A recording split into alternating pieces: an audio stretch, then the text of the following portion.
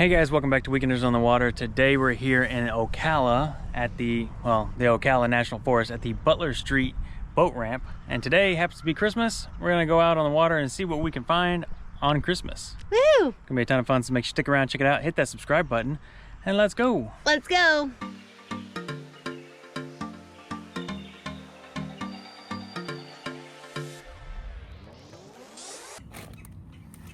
What happened? All right, so just got to the boat ramp and I just did the service on these wheel bearings. They had the bearing buddies on there, took the bearing buddies off, put new grease in there, slapped them back on. Those things never seemed to stick as good the second time, and after driving 2 hours here, we realized that we lost both of them. I did have one dust cover I was able to put on the other side, but this side I don't have anything. So, She's messy. yeah. The plan is we're gonna put a bag on there, at least while we go into the water. Zip tie that on. Hopefully that'll keep some of the water out. Obviously we're not gonna drive home like that. We're gonna figure out what we're gonna do once we're done boating, I guess. See if we can find a auto parts store that is open on Christmas. That's how you're gonna zip tie it? Yeah. I mean, that's not gonna work. Well, how else would you recommend? I would recommend like just looping it around the holes. No, because I want to try to make it tight here. Yeah, but I think you might want some support around the side. I think we're gonna have a floating bag in the river. The idea is to keep the water out of this part. Well, I'm not saying it's the best plan ever, but it's a plan. it's not a plan. All right, so we were recording this just in case we have catastrophic failure on the way home because, you know, people like destruction on the internet. Yeah, so. well, and just to be clear, I'm not driving home with the bag on there. I'm just doing that when we launch and retrieve the boat. Okay. All right, good times. So Merry Christmas to us! Yay! All right, like Lewis said, we're here in the good old river. St. John's, or I think. So with this, we're gonna head up to Lake George and see if maybe we can see some manatees. I'm very excited. So with that, we did bring our wetsuits in case we want to hop in the springs. We're not going to swim in the lake because, you know, gators. But yeah, should be a good time. And yeah, that's that. Let's go. So I'm reading a sign that says pilots conduct training exercises in Lake George using military aircraft. I was not aware. Interesting. The more you know. We're backing down. I say Lewis is backing down. I'm sitting here like I know the place because, you know, appropriate. Here at the boat ramp, they do have a little lake pavilion kind of thing. Oh, goodness. And they do have parking across the street. All right, we're floating. We're good. We're good. And they have bathrooms over there too. So we're floating. Okay. And yeah, well, should be good. Yeah, so it looks like there's a dock over there where you can park your boat while you're getting your truck. They got like two, I guess there's 2 launch areas, little pavilion, bathrooms, and parking. So there you go.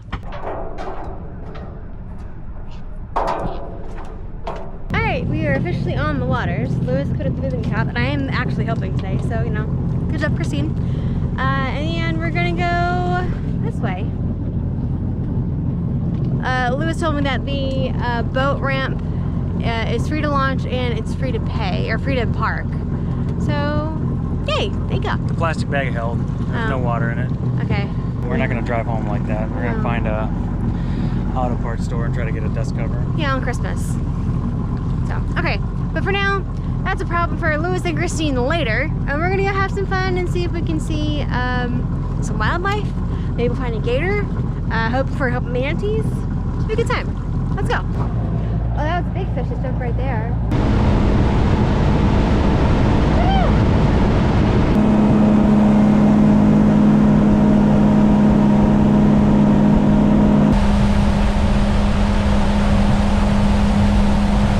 Alright, so we just got out here to Lake George, and as you come down the river, right at the end there, it does switch back to slow speed, minimum wake. And then there's like, it almost looks like a bridge inlet, but it's not really a bridge. So I guess we have to go through that. Looking at the map here, it does show it's pretty shallow right here. It could be like 1 foot deep. So I guess that's why probably the slow speed, and then also why this is here. Very strange.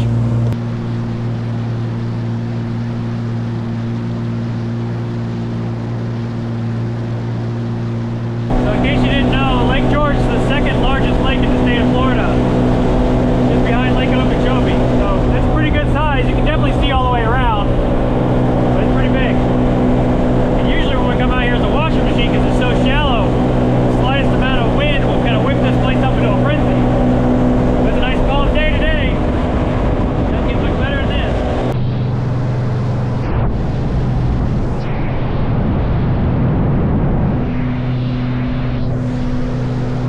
Alright guys, so we are in the center of a part of Lake George. But Lewis wants to go fly the drone, so we're gonna get some up here in a second. But I think we've seen a grand total of like 3 other boats like on the water since we've been here. So, you know, maybe Christmas is the time to come out. Well, then we might not even be able to fly it now that I'm thinking about it. Oh, because of the military area? Yeah. I don't know, we'll see. Alright, still no crocs, still no manatees, or still no gators, still no, there's no crocs here. Still no gators, still no manatees. But I'm hopeful. I want to see both today. Because there's no stingrays this far inland. I mean, there technically could be because, you know, this all drains out to the ocean, but I don't think they come into freshwater. Brackish water, yes, but this is actually freshwater.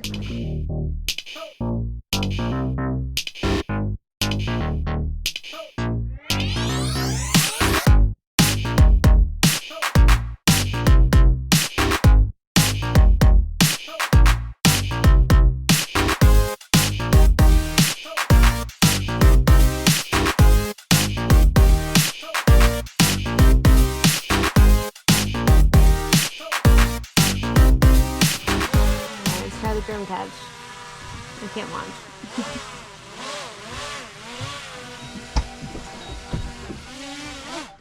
Oh my gosh. Started drifting.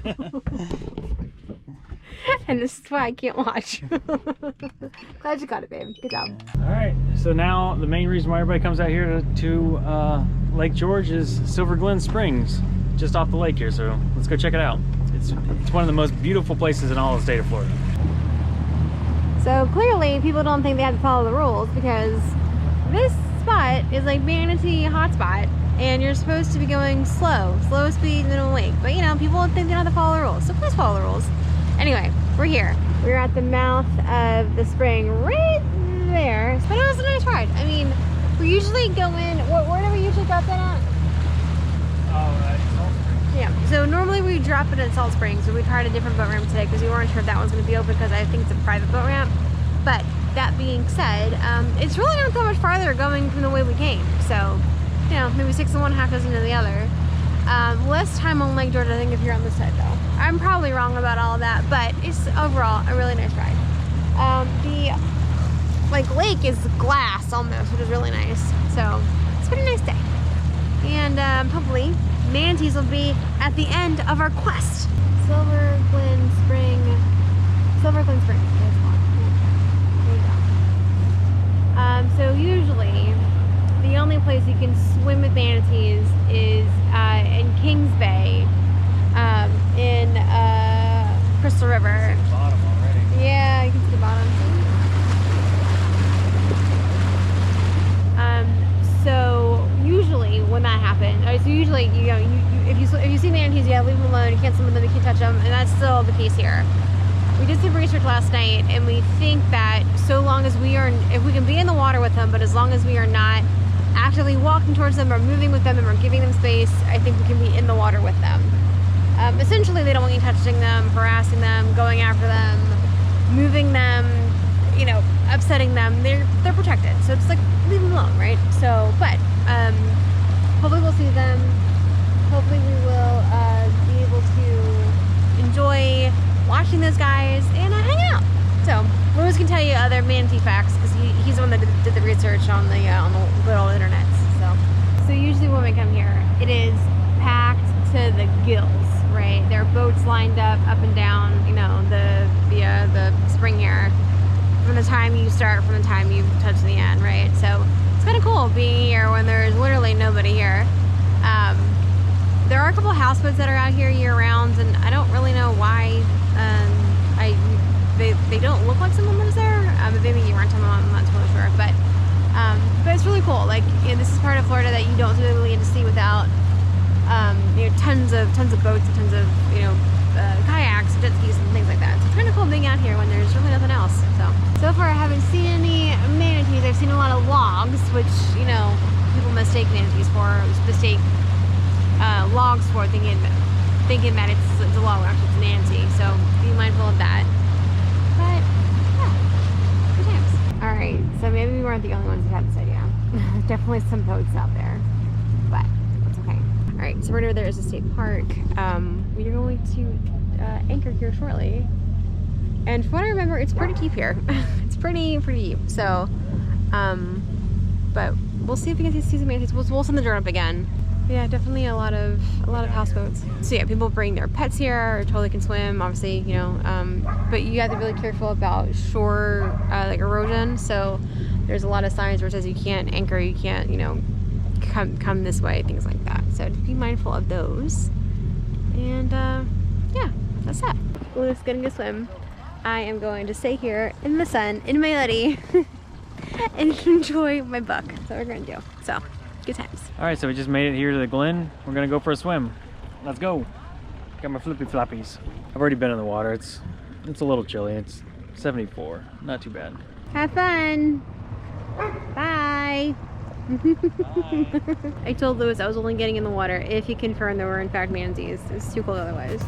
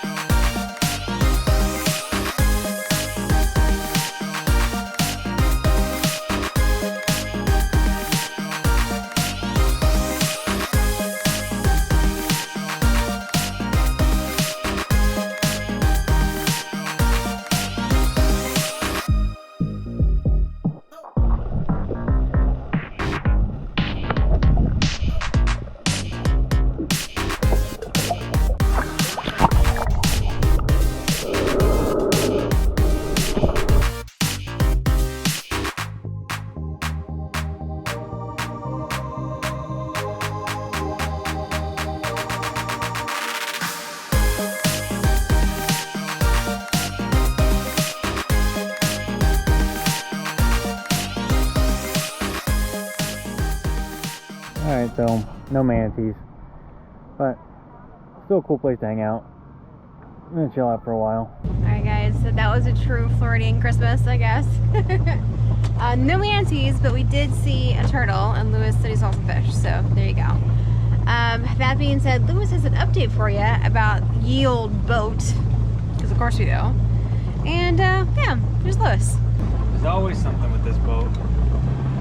So we're sitting there and the bilge pump's running for a while. And, I thought maybe there was a leak in the back of the boat, so I wanted to take a look at it. But I checked in the engine compartment first, and sure enough, the intermediate seal has blown.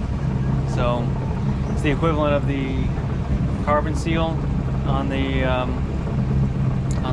Sea-Doo versus the Yamaha. So not good, and it's going to be a lot harder to change. So gonna have an upcoming video where I work on that. Fun. So that's basically the end of our day. Yay for content, because of course, you know, we're going to record it. So yeah, comment down below if you guys have any recommendations for us. Because, well, I say us, I mean Louis, because I'm not changing the carbon seal thing, but yeah, good times. No manatees, broken carbon seal, intermediary seal, whatever it's called, intermediate seal. But we saw a turtle, so yay turtles. I guess it's technically called the intermediate bearing, but there's a seal on the bearing, so either one. I'm telling you, by the end of this, you're going to have a whole new boat from the outside, or from the inside, because we didn't do anything on the outsides. So, tally-ho. We found our alligator! Yay! Alligator! It's a Christmas gator! Here we go!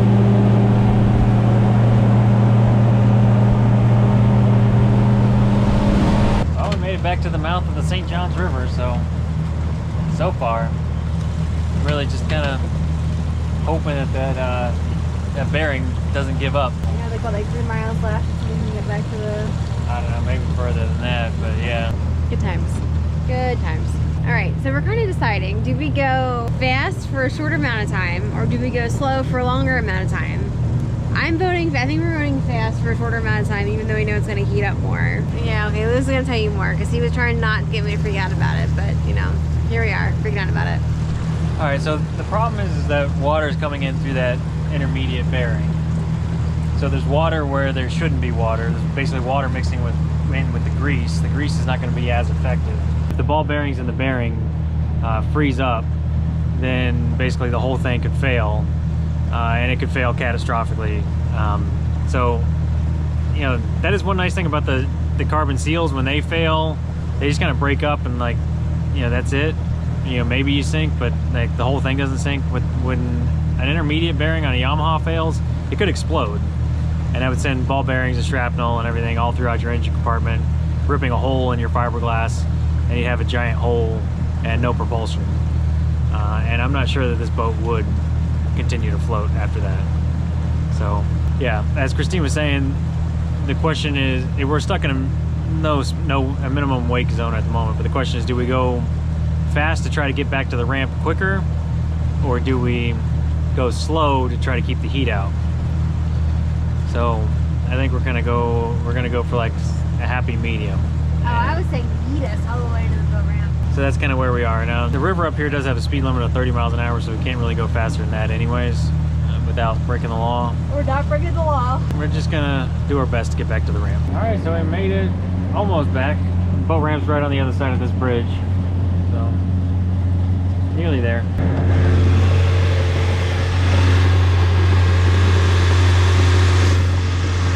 Yeah, you can hear it definitely shaking and rattling a little bit. I don't know if that's the pump or if that's the bearing, but I don't see any water shooting all over the place, so at least that's good. And I've been keeping an eye on the bilge. It's currently running. There it goes, the shut off, so it's been running about kind of how it has been all day, I guess. I think we made it out of another one. Just got to get that taken care of. Another 250 bucks or something like that to do it myself. Probably like 1,000 to have someone else do it. But I'll do it myself, and then I get to film it and put it out there, and then maybe it'll help someone later on. Part of buying an older boat. I'm the 4th owner, I believe, of this boat, and I just don't get the sense it was ever really well taken care of. And yeah, salt water is a harsh environment. For about a year that I've owned this boat, yeah, I've had to do a lot to it to keep it running. I probably honestly spent more time fixing it than I have riding it, driving it. So part of just buying an older boat. That's what you get when you buy a cheap old boat. You get to learn along the way. So, and learning is priceless. That's the real reward, learning. All right, anyways, we're almost back at the dock, guys. We'll wrap it up. So thanks for hanging out with us. With that being said, we're out of here, and we'll see you next weekend. Bye.